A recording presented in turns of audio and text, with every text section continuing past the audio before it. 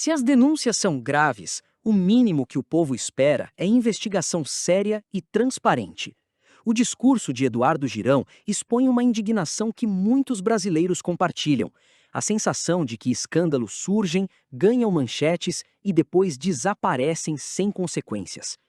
Quando representantes eleitos se calam diante de suspeitas que afetam a confiança nas instituições, a credibilidade do próprio Senado é colocada em xeque. Independentemente de quem seja citado ou acusado, a verdade precisa vir à tona. Uma república forte não se constrói com silêncio, mas com apuração, responsabilidade e prestação de contas ao povo brasileiro. Assista ao vídeo até o fim e deixe seu comentário. Procure entender tudo o que aconteceu de sexta-feira para cá no aspecto do impacto, no hecatombe, política, das revelações trazidas nesse escândalo do Banco Master, a maior fraude do sistema financeiro do mundo, e que é nosso dever procurar jogar luz, porque os grandes poderosos desse país estão insistindo em colocar a sujeira embaixo do tapete. Mas quando a luz chega, não tem jeito, é bênção. E a gente precisa olhar para todos juntos, vendo essa sombra agora que está se dissipando, procurarmos limpar a nossa nação para os nossos filhos, netos, bisnetos, enfim, para as próximas gerações. É nosso dever. Não temos o direito de nos calar, seja por uma amizade, pelo coleguismo. Nós que fomos eleitos pela população de forma livre e espontânea, autêntica, que nos escolheu como instrumento da mudança por acreditar em nós, e eu falo aqui para os colegas senadores e senadoras, não temos o direito de fazer de conta que não está acontecendo nada. O que é que precisa acontecer mais para a gente acordar? Para a gente fazer o que tem que ser feito, porque essa casa é um dos problemas desse país. Talvez o maior deles é o Senado Federal. Muitos querem jogar a culpa no Supremo, que tem a sua parcela gigantesca. Mas eles só fazem isso do outro lado da praça porque nós aqui nos acovardamos. Durante anos e anos de abusos deles, de alguns ministros, de arbítrios, de conflitos de interesse, e eles cresceram, ficaram com o pescoço grosso e não se dobram mais. Não respeitam a Constituição. E nós juramos aqui, porque diferente deles, a gente foi eleito pelo voto popular.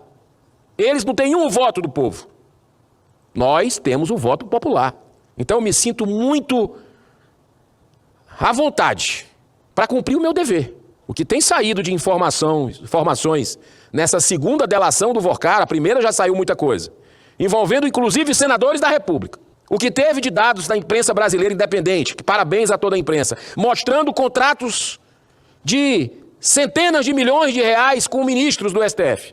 Injustificáveis. Se a gente não fizer a nossa parte, fecha essa casa, entrega a chave lá para o Supremo e não gasta o dinheiro de quem paga imposto com uma estrutura dessa bicentenária, que vale 6 bi do seu dinheiro, do seu imposto. 6 bi, B de bola aí de índio, bilhões de reais para não fazer nada? Para fazer vista grossa? Para tapar o sol com a peneira? Não, senhor presidente. Hoje, eu procurarei analisar o que foi corajosamente apresentado pela jornalista Malu Gaspar sobre as expectativas do, abro aspas, socorro institucional manifestadas pelo responsável daquela que já é a maior fraude bilionária do planeta, envolvendo diretamente autoridades dos 3 poderes da República. Mas para fundamentar essa análise, é necessário estabelecer o contexto em que estão acontecendo essas negociações da Polícia Federal e da PGR, Procuradoria-Geral da República, para concluir a colaboração premiada de quem? Do Daniel Vorcaro, do criminoso Daniel Vorcaro, que comprou meia Brasília, as autoridades mais influentes. Aí eu vou perguntar outras vezes, o que mais precisa acontecer? A República está paralisada, por interesses pessoais, por blindagem, por corrupção. E eu digo para o senhor, em função do inaceitável boicote do presidente desta casa impedindo a instalação da CPI ou CPMI do Banco Master, desde o ano passado eu dei entrada com 53 senadores assinando, inclusive o senhor, senador Exalci, 53 senadores de vários partidos, de quase todos, em conjunto com os senadores Alessandro Vieira, Marcos Pontes e vários outros, Magno Malta, nós entramos no STF, pedindo para o STF obrigar, como ele fez na CPI da pandemia, tem precedente. Ele fez outras vezes, para ele obrigar a presidência do Senado a abrir essa CPI ou CPMI. Já era para ter sido aberta há muito tempo. Essa varredura já tinha passado aqui, já tinha mostrado para a população, mesmo que tenha sabotagem do governo Lula, porque, ao que tudo indica, tudo isso começou no Crédito Sexta, lá do PT da Bahia. Do PT da Bahia. Todo esse esquema, esse escândalo, foi gerado ali, o ovo da serpente.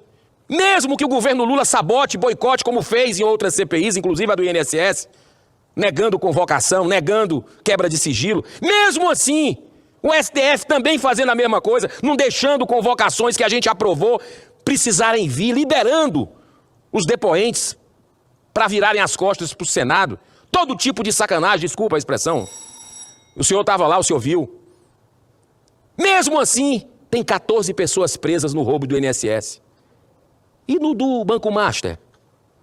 Você tem o Vorcaro, você tem presidente de um banco aqui, você tem o primo do Vorcaro, o pai do Vorcaro, que parece que estão armando uma cama de gato para soltar. Já quero deixar aqui.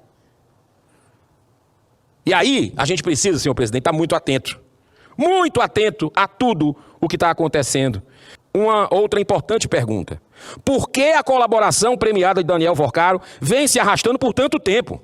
A primeira tentativa foi rejeitada pela PF por ser incompleta e seletiva, sem apresentar nenhuma prova adicional relevante. Já nessa segunda tentativa, foram oferecidas novas denúncias com sérias implicações, inclusive, o que se diz aí pela revista Veja, estaria envolvendo até o presidente do Senado, Davi Alcolumbre, e o PT da Bahia, com destaque para Rui Costa. Até pouco tempo, o poderoso ministro da Casa Civil do governo Lula. Ora, senhor presidente, certamente a Polícia Federal também rejeitou essa segunda tentativa, porque, mais uma vez, Vorcaro não apresentou nada que já não fosse de conhecimento da Polícia Federal. O Brasil está vivendo a sua pior crise de degradação moral, ética das instituições, na medida em que campeia sem controle a corrupção e a impunidade. Nós não podemos permitir, senhor presidente, que se repita o trágico desastre ocorrido com a destruição da Lava Jato. Graças a Deus, repito, graças a Deus, nesse momento tão crítico da nossa história, não falta ao corajoso ministro André Mendonça, um homem técnico. Você vê que ele só fala do processo, diferente dos outros que vivem dando entrevista, passaram o tempo dando entrevista. Você vai nos Estados Unidos, você não ouve nem falar dos ministros da Suprema Corte. Eles são discretos, aqui são espalhafatosos. Mas ministro André Mendonça é uma das raras exceções ali, né? E ele tem um apoio espiritual do alto. Ele encara essa missão lá no Supremo como uma missão de vida e não como meio de vida. Para isso, vejo como medida protetiva indispensável a abertura do sigilo das investigações em curso, senhor presidente. Tem que abrir esse sigilo. Tem que abrir. Tem que derrubar esse segredismo.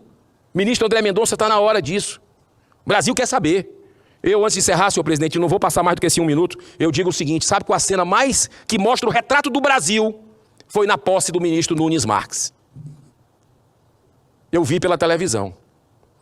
Chegando a Carmen Lúcia a tiracolo, a presidente do TSE, a tiracolo com o presidente Lula. Como é que isso vai dar certo, meu Deus? Olha só o nível de relacionamento, de intimidade. Aí eu volto para os Estados Unidos, uma referência do trabalho da Suprema Corte.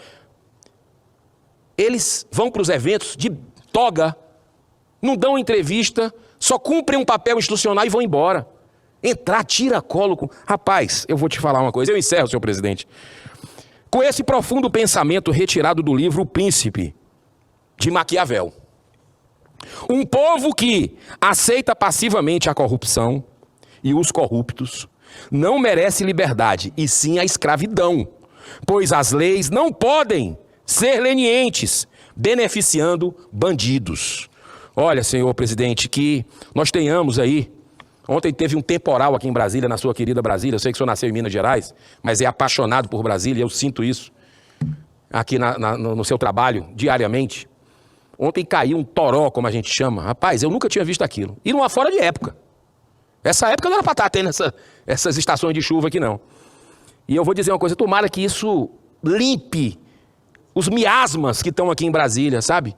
Que dê um surto de bom senso, que as pessoas tenham uma capacidade de reflexão, principalmente os poderosos. Para quem que nós estamos servindo? Esse Brasil não era para estar passando esse perrengue que ele está passando na economia.